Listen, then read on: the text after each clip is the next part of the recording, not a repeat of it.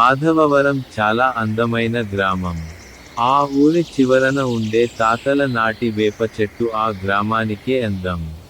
అంతేకాదు, అది పిల్లలకు ఆట స్థలం, పెద్దలకు రచ్చబండ కూడాను. సెలవు రోజుల్లో పిల్లలంతా అక్కడ ఆడి, పాడి ఆనందంగా గడిపేస్తారు. తెచ్చుకున్న పదార్థాలు అందరూ కలసి పంచుకొని ఇష్టంగా తింటారు. రవి అంటే పిల్లలందరికీ చాలా ఇష్టం.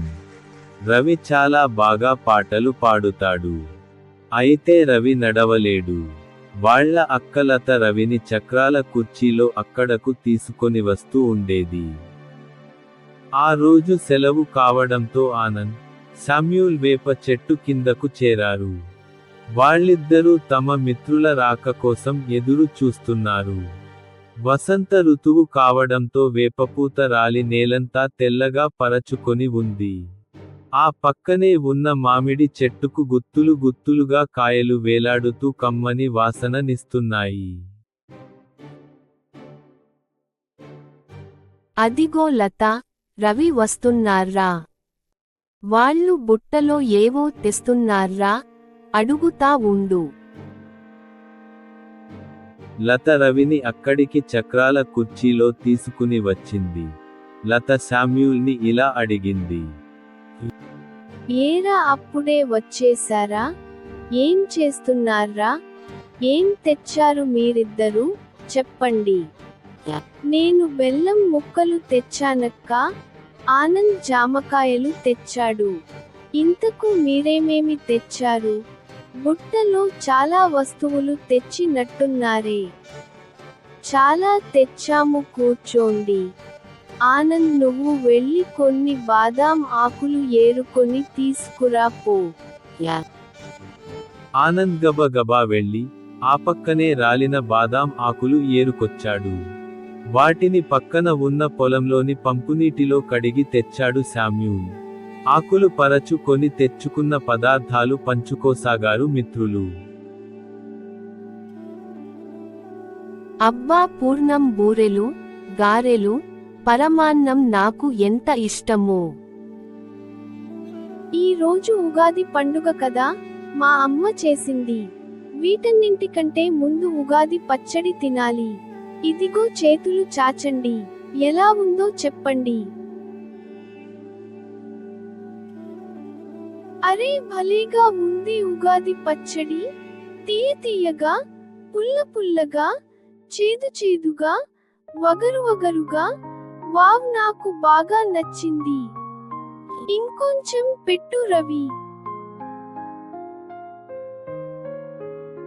అప్పుడే పక్కనే ఉన్న పొలంలో పని పూర్తి చేసుకొని చెట్టు కిందకి చేరాడు రంగయ్య తాత. తాత, చేతులు కడుక్కో, నీకు ఉగాది పచ్చడి పెడతాను.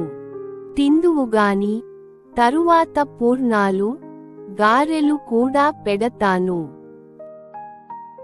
అంది లత.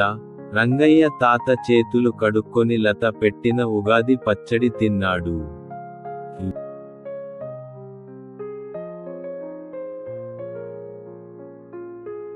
నా బంగారు తల్లివమ్మ, పచ్చడి చాలా బాగుంది. ఇంతకీ పిల్లలు ఉగాది పచ్చడి ఎందుకు చేస్తారో మీకు తెలుసా? ఈ పచ్చడి యొక్క ప్రాముఖ్యత మీకు తెలుసా?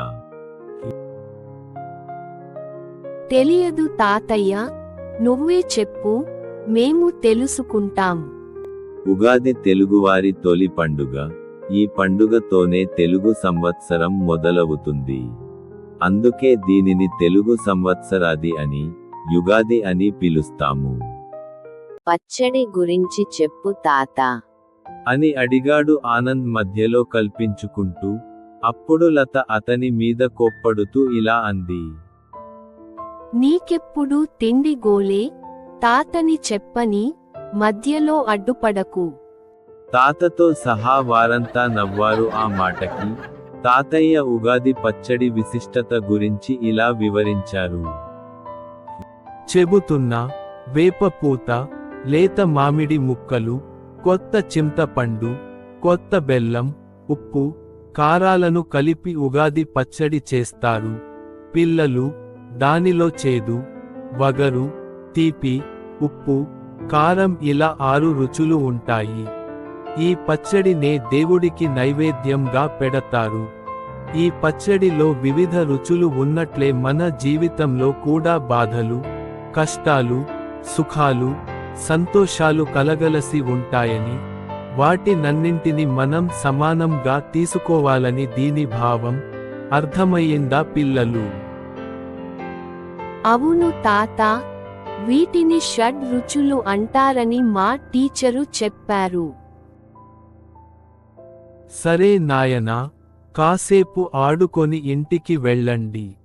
పండుగంటే ఆనందాన్ని అందరితో పంచుకోవడమే. త్వరగా మీ ఇండ్లకు చేరుకోండి. వెళ్ళొస్తా అంటూ అక్కడి నుండి లేచి వెళ్ళిపోయాడు రంగయ్య తాత. ఆ తరువాత కొద్దిసేపు ఆటలతో, పాటలతో గడిపారు. రవి చక్కని పాటలు పాడి అందరినీ సంతోషపరిచాడు. పిల్లలందరూ అక్కడి నుండి బయలుదేరారు. ఇంటికి వెళ్ళే దారిలో రామాలయం దగ్గర షామియానా వేసి, తోరణాలు కడుతున్నారు. అదేమిటో చూద్దామని అక్కడికి వెళ్లారు పిల్లలు. లైటింగ్, దండలు కట్టే కరీముల్లాని చూసి ఇలా అడిగాడు శామ్యూల్.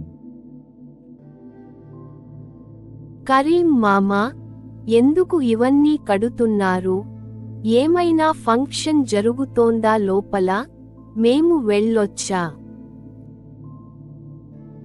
అవున్రా పిల్లలు, ఈ రోజు ఉగాది కదా, పంతులు గారు పంచాంగం చెబుతారు.